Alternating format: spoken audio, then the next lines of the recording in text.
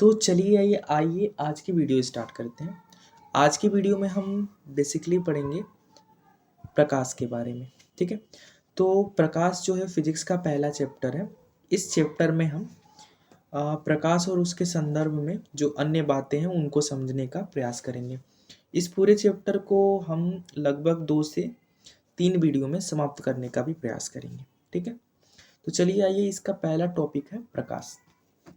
तो प्रकाश क्या होता है, जैसा कि मैंने यहाँ पे लिखा है, पहले इसको समझते हैं कि प्रकाश एक विद्युत चुंबकीय तरंग या विद्युत चुंबकीय ऊर्जा होती है जिसका मुख्यतः काम होता है आंखों में प्रवेश कर संवेदना उत्पन्न करना, जिसके फलस्वरूप वस्तु हमें दिखाई देती है।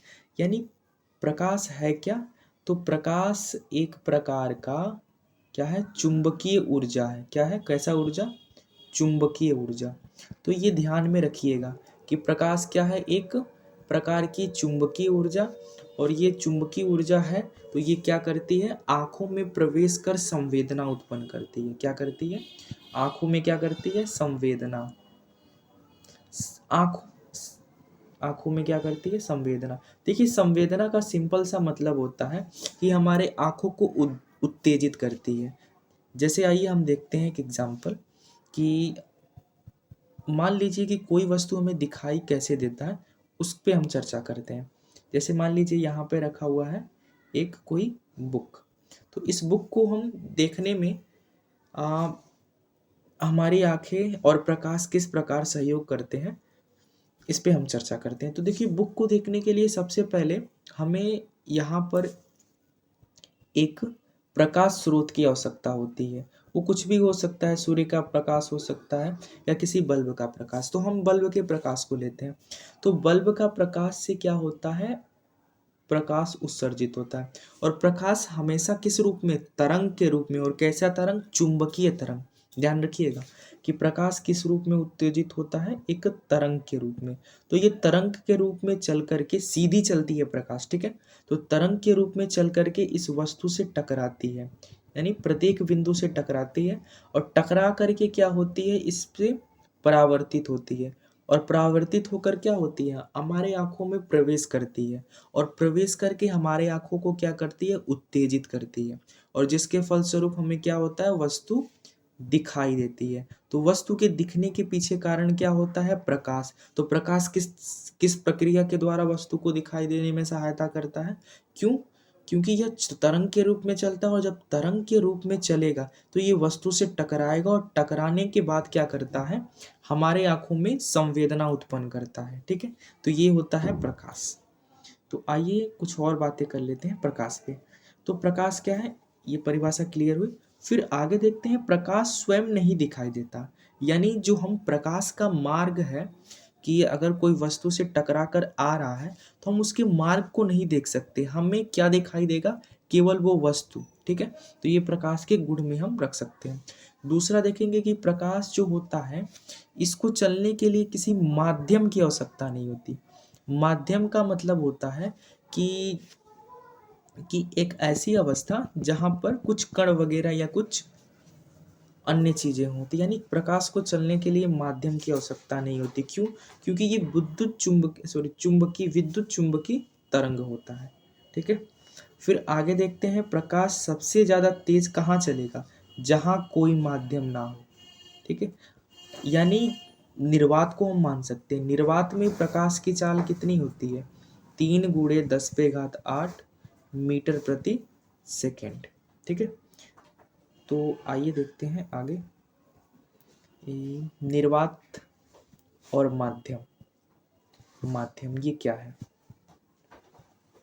निर्वात का मतलब होता है जहां पर किसी भी प्रकार के कोई अवरोध ना हो। ठीक है, यानी वहां पर कुछ भी उपस्थित ना हो। और माध्यम क्या होता है? यानी कोई ना कोई अवरोध हो। ठीक है, तो प्रकाश कहाँ? निर्वात में तेज चलता है। क्यों तेज चलेगा? क्योंकि जब भी प्रकाश चलता है तो वो सीधी रेखा में चलता है। अगर उसके मार्ग में कोई होगा तो उससे टकरा करके अपने मार्ग को वो बदल लेगा। ठीक है, तो इसी प्रक्रिया में अगर निर्वात की बात करें तो निर्वात में ऐसे कुछ माध्यम मिलते ही नहीं है जिसके कारण प्रकाश निरंतर सीधी रेखा में चलता है और सबसे तेज चलता है। और कितना तेज चलता है प्रकाश में, निर्वात में प्रकाश की चाल 3 × 10⁸ होती है मीटर प्रति सेकेंड।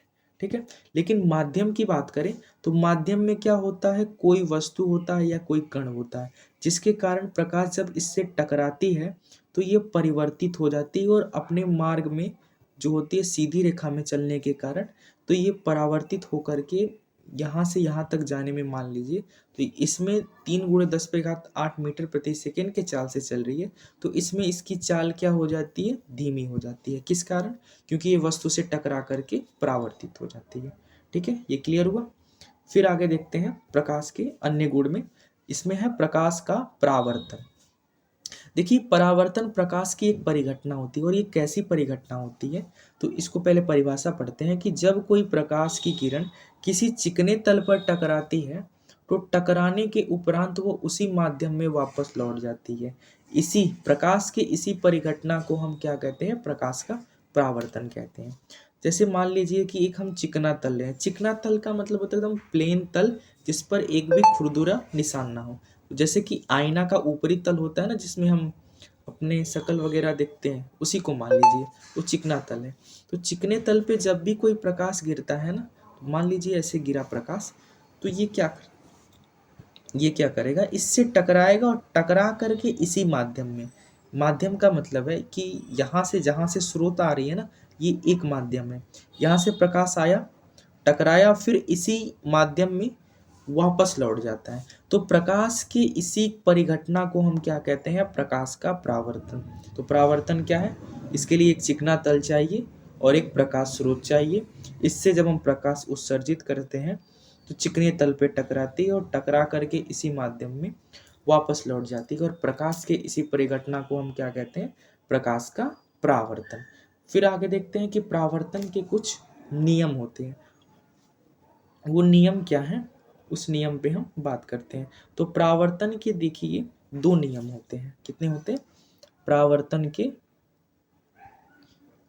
नियम, परावर्तन के कितने नियम होते हैं, 2। और पहला नियम क्या कहता है, नियम पहले देख लेते हैं फिर आगे देखते हैं। पहला नियम कहता है कि आपतित किरण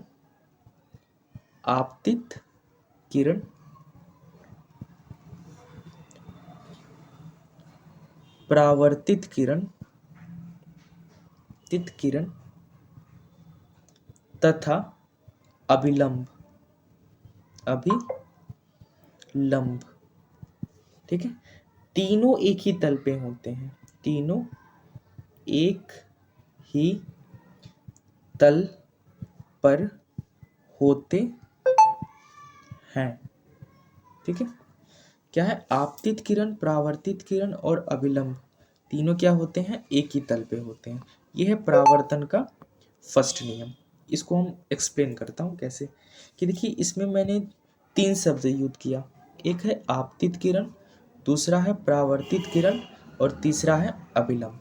देखिए जब हमने प्रकाश के परावर्तन के नियम पे चर्चा किया तो नियम क्या था, सिंपल सा था, एक सीधी रेखा रहेगी, इस पर कोई प्रकाश टकराएगी और टकरा करके इसी माध्यम में लौटेगी।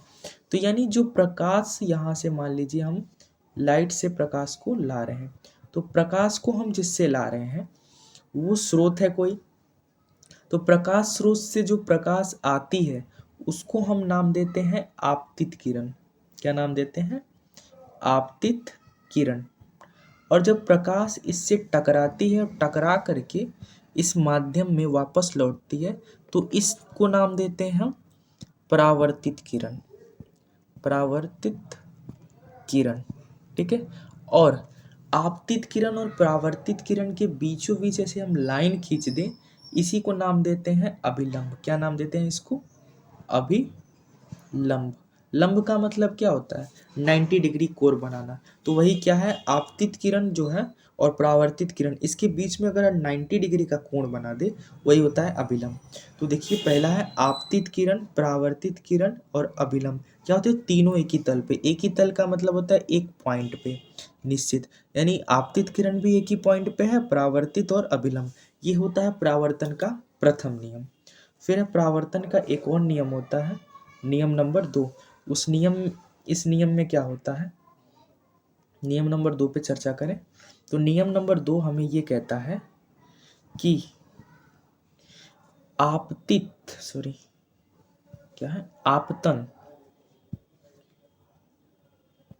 आपतन कोण बराबर होता है सदैव किसके, परावर्तन कोण के। परावर्तन कोण, देखिए ये क्या चीज है, इसके लिए हम एक चित्र फिर से बना रहे हैं। ये रहा, ये रहा, ये रहा, ये परावर्तन की घटना है। देखिए ये रहा अभिलंब, और ये रहा, ये वाला रहा अभिलंब, और ये वाला रहा आपतन किरण, और ये रहा परावर्तित किरण। तो जो अभिलंब है ये, और ये आपतित किरण है, इसके बीच में जो बना ये कोण है ना, इसको हम कहते हैं आपतन कोण। और ये जो अभिलंब है, ये वाला अभिलंब, और इसके साथ, और ये परावर्तित किरण है, इसके साथ जो ये बना कोण है इसको कहते हैं परावर्तन कोण। यानी अगर ये 50 डिग्री है तो ये भी 50 डिग्री होगा, अगर ये 30 डिग्री है तो ये भी 30 डिग्री होगा। यही है परावर्तन का दूसरा नियम, यानी आपतन कोण सदैव बराबर होता है किसके, परावर्तन कोण के। तो परावर्तन और परावर्तन के दो नियम क्लियर हुए, ठीक है। फिर आगे देखते हैं। उसके बाद है अपना प्रतिबिंब। तो प्रतिबिंब क्या होता है, परिभाषा पे एक बार गौर कर लेते हैं कि यदि प्रकाश की किरण वस्तु के किसी बिंदु से चलकर परावर्तन के पश्चात किसी दूसरे बिंदु पर जाकर मिलती है अथवा मिलती हुई प्रतीत होती है, तो इस दूसरे बिंदु को पहले बिंदु का प्रतिबिंब कहते हैं। ठीक है, समझ में नहीं आया होगा तो एक बार एग्जाम्पल से समझते हैं। मान लीजिए कि ये कोई वस्तु है, ठीक है, मिरर में हम इसका प्रतिबिंब कैसे देखते हैं, सेम इधर देखते हैं। तो ये देखिए, ये मान लीजिए वस्तु है और ये क्या है, प्रतिबिंब है, प्रतिबिंब। तो देखिए वस्तु और प्रतिबिंब होता क्या है कि जब कोई वस्तु, ये वस्तु है, इसका प्रतिबिंब कैसे बनता है, देखिए कि यानी जब किसी वस्तु से क्या होता है, प्रकाश की किरण आकर टकराती है, इस किरण आकर के प्रत्येक बिंदु से टकराए, प्रत्येक इस वस्तु के प्रत्येक बिंदु से टकराएगी, और टकरा करके क्या होती है, परावर्तित होती है। परावर्तित का मतलब समझ रहे हैं ना, टकरा करके रिफ्लेक्ट होने की क्रिया को हम परावर्तन करते हैं, ठीक है, परावर्तन कहते हैं। तो टकराई, परावर्तित हुई, और टकरा करके क्या हुई, इधर जा रही है, और इधर जाने के बाद ये किसी बिंदु पर जाकर मिले, मान लीजिए यहाँ पे जाकर के मिल रही है, या फिर मिलती हुई प्रतीत हो, यहाँ पे जाकर के मिलती हुई प्रतीत हो, तो यहाँ पर ये है दूसरी वस्तु, इसका क्या है, प्रतिछाया। तो इसको मान लीजिए वस्तु नंबर 1 और ये वस्तु नंबर 2। तो इस दूसरी वस्तु को ही हम पहले वस्तु का क्या कहते हैं, प्रतिबिंब कहते हैं, छाया कहते हैं। तो प्रतिबिंब क्या होता है, एक बार और परिभाषा पे देखते हैं। यदि प्रकाश की किरण किसी वस्तु से, किसी बिंदु से, किसी वस्तु के किसी बिंदु से चलकर परावर्तन के पश्चात किसी दूसरे बिंदु पर जाकर मिलती है अथवा मिलती हुई प्रतीत होती है, तो उस दूसरे बिंदु को हम क्या कहते हैं, पहले बिंदु का प्रतिबिंब कहते हैं। और प्रतिबिंब जो होता है वो दो प्रकार का होता है, एक होता है आभासी प्रतिबिंब, और एक को कहते हैं हम वास्तविक प्रतिबिंब। ठीक है, तो जानिए आभासी प्रतिबिंब या वास्तविक प्रतिबिंब क्या है। तो वास्तविक प्रतिबिंब क्या होता है कि जैसे ये वस्तु बना है, ठीक है, ये मान लीजिए वस्तु है, और ये प्रतिबिंब है, और ये वस्तु है।